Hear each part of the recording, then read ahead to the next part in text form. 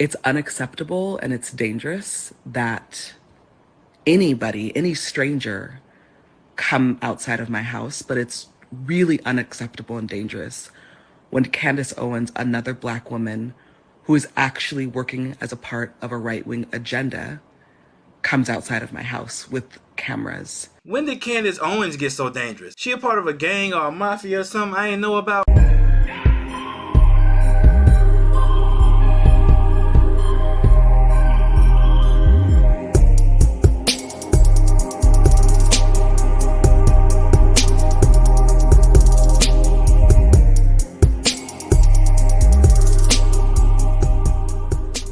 What up, YouTube family and folks? This is Kevin's Perspective, the perspective that keeps on giving. Like, share, and subscribe to the channel. Let's get down to the nitty gritty.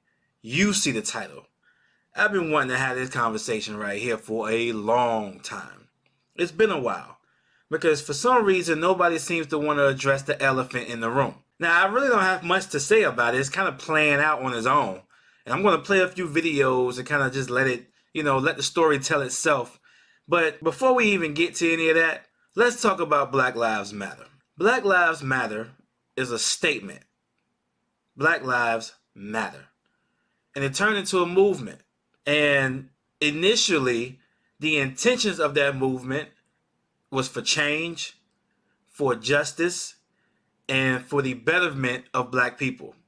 It was for good. But just like a lot of movements, they always start with the good intentions. And then after a while, it kind of goes off the rails. Now, I'm not saying that Black Lives Matter did that all the way. But at certain points, it kind of went astray from the initiation of it. Any movement that starts with a hashtag is going to go off the rails. Mainly because you start to open the movement to too many people with ulterior motives, especially on social media. In order for a movement to be successful, it has to have structure and it has to have hierarchy. I remember when Black Lives Matter first started, one of the first questions I asked was, who's the leader? And I kept getting directed to the website to show the founders. And I was just like, you know what, just because there's founders don't necessarily mean there's a specific leader, like somebody that people are following to get direction from, to get the purpose and the guidance to where we're going with certain stuff, right? But then over time, you start to see a subsection over here and a subsection over here in that city and a leader over here in this city and a leader over there in that town, and they got sub-leader. And it was just like, where's the direction here? Many Black people hopped on Black Lives Matter because Black Lives Matter is a true statement. And a lot of people wanted to support that, especially with making change. And especially with Obama being the president. But after Obama's presidency, it started to look like Black Lives Matter became more of a business and a trademark. Still a statement, but a business. You started to have social leaders in different neighborhoods calling out Black Lives Matter, asking, where's the money? People are donating money to Black Lives Matter every single day. And they was like, where's the money? Which brings us to where we are now. Patrisse Cullors, one of the founders of Black Lives Matter, is under scrutiny lately because she's been accused, and Black Lives Matter, the organization, has been accused for misappropriating funds taken from donations and using them to buy mansions and houses. Most recently, the $6 million mansion in Los Angeles. And to be honest, I'm surprised more of the community isn't talking about it. But just like the typical Black family, we ignore the problem and hoping that it goes away. In the meantime, we'll go look at Kendrick Lamar change his face 1,000 times. I'm sure many Black people are still rooting for Black Lives Matter because really it's just a great statement. It's a great movement. But just like the famous Rick James said, they said they never gave you niggas money. Let's get to the story, shall we? Have you ever used money from BLM to pay for your home or the homes of your family members or any other funds that were donated to Black Lives Matter to essentially enrich yourself?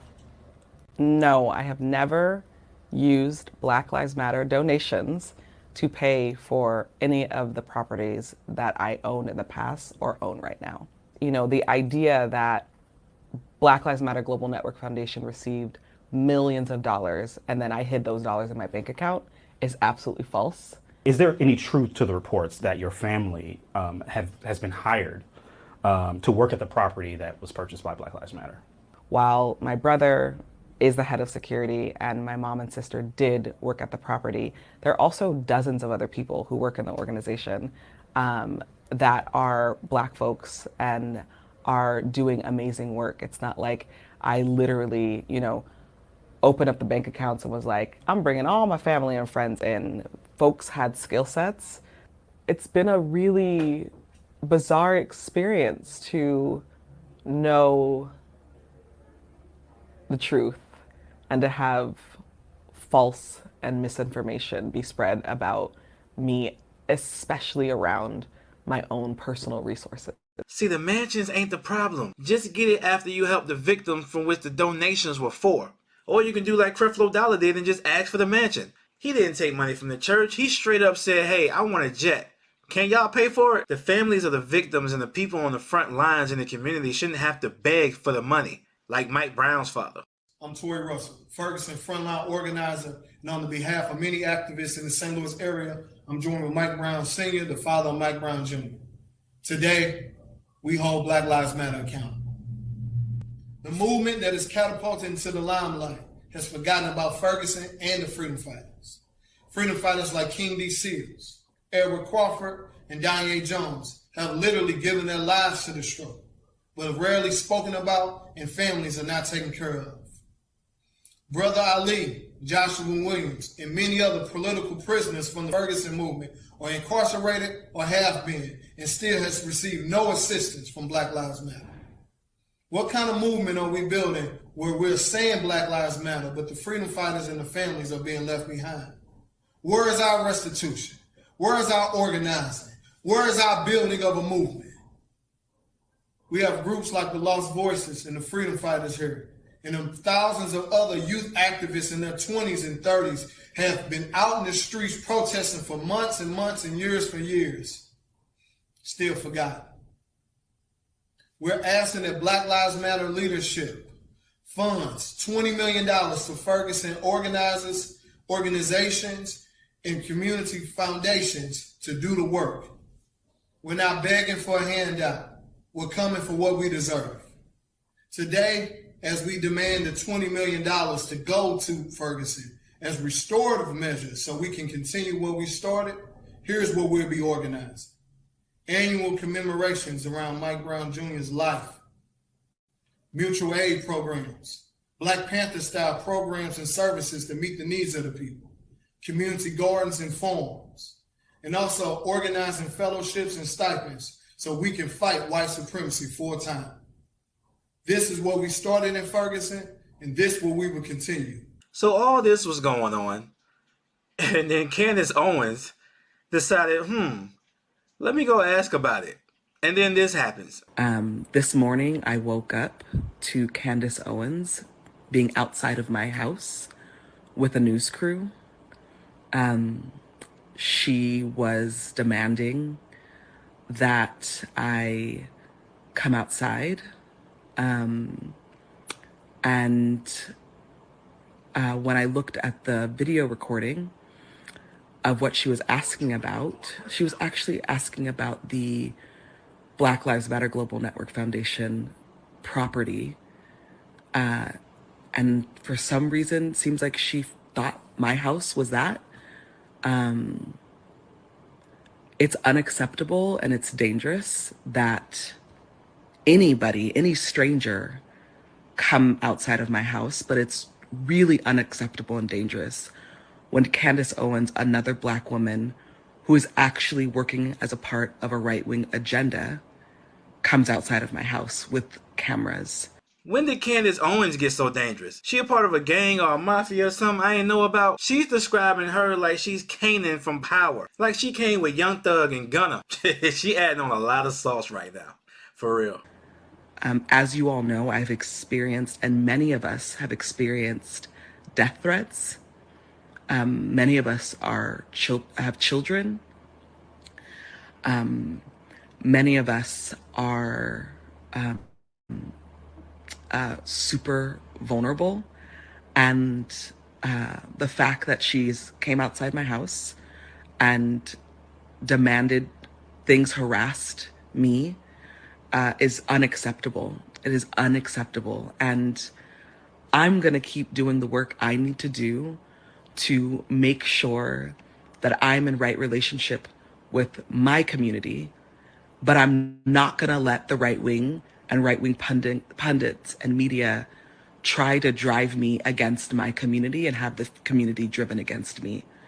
I'm begging and pleading with all of you all to pay attention to what's happening to me and to many other people, many other leaders inside of this movement. Pay attention to what's happening, because what happened to me today has the potential to open up the floodgates of many other right-wing people that may next time be bearing arms, that may next time be more violent. This is unacceptable. Black people should be able to fight for our rights, for our right to live without being harassed, without being, without fearing for our lives, without having people, strangers, show up to our private and personal property. Wait, hold up. Didn't we protest in front of Mitch McConnell's house? Ted Cruz, Nancy Pelosi, and all of them? I don't even like them. I'm not a fan of protesting in front of anyone's house, period. But you can't be a hypocrite and protest in front of other people's house and say that they can't protest in front of yours because it's too dangerous. Welcome to politics. It's part of the game, baby. But let me stop. Let me get back to it. I'm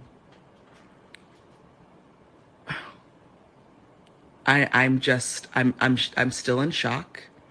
Thank God I called, obviously, my team. Thank God for community, for Black community, for Black movement community here in Los Angeles.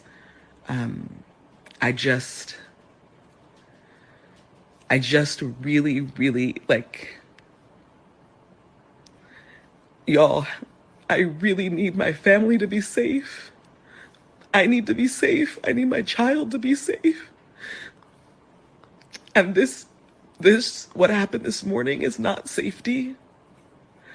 It's not what I deserve. It's not what any of us deserve. Okay, so this is insane. In real time right now, I am watching Patrisse Cullors do a live claiming that I went to her property and demanded to speak to her. And she's, I only way I can describe it is she sounds like she's really scared. We're working on a documentary talking about all of the funding pertaining to Black Lives Matter. Obviously, we know that Patrisse and a lot of the founders purchased $1 million homes in white neighborhoods. They also purchased a Black Lives Matter property. So we went to the property and asked if there was anyone that we could speak to, very politely, by the way. We've got cameras in tow, so there's no way she can, it's all on camera. And we just said, is there anyone we can speak to? Nobody asked us to leave. The person went inside. It was just a white man that we saw outside that was providing security, which is super interesting because obviously Patrisse here is anti-police. And so she's, oh my God, I think she's crying on this live, pretending that she was harassed. We, like I said, very politely to the guys, is there anyone we can speak to? My name's Candice Owens. We never went over the gate. It was just me ringing the doorbell, trying to speak to someone. He said absolutely nothing. He started just recording us. And we said, okay, if there's no one we can speak to, we're going to leave. Patrisse is pretending to be scared because she knows that this Black Lives Matter lie is falling apart. And she doesn't know what to do. I mean, people are aware of the scam that is Black Lives Matter. She's intentionally limited the comments, so you can't even comment on this post, because I was going to comment and be like, this is a complete lie, and we have it all on camera in terms of what happened. So what you are seeing right now is the face of a woman who is pretending she's afraid of right-wing pundits, when in reality, she's being exposed as a fraud who took millions, used the faces of Black people, took millions of dollars to fund herself, to fund her lifestyle, to fund her girlfriend, and to buy $1 million mansions in neighborhoods where no Black people live. So Patrisse, this footage that this story that we're covering is a significant one. I have always been interested in the fraud that is Black Lives Matter, your fake tears, your crocodile tears about someone politely ringing your gate and speaking to your white security guard and asking if there was anyone that I could talk to because I was covering the story. Not really going to cut it, Patrisse. This is only going to commit me further to discovering the truth about what you have done with this funding. Black people died. You used their faces to raise money. You demanded that the policing be stopped. You demanded that police officers be defunded, but you've got a private security detail outside of $1 million homes. It just doesn't work this way, sweetheart. So the truth shall set you free, or Candice Owens shall set you free, girl, because I'm about to tell the truth. All right, we're still filming. Bye. Yo, I ain't gonna lie, Candice looked a little too confident in that video. If somebody's smiling, they usually got something on you. She literally showed up dolo with 2 white guys in the camera like she's April O'Neil. People just want answers, man. At this point, people just want answers. I hate it had to be them, but the awareness is only growing. Like, share, and subscribe to the channel. Leave your comments down below. Tell me what you think. Peace out.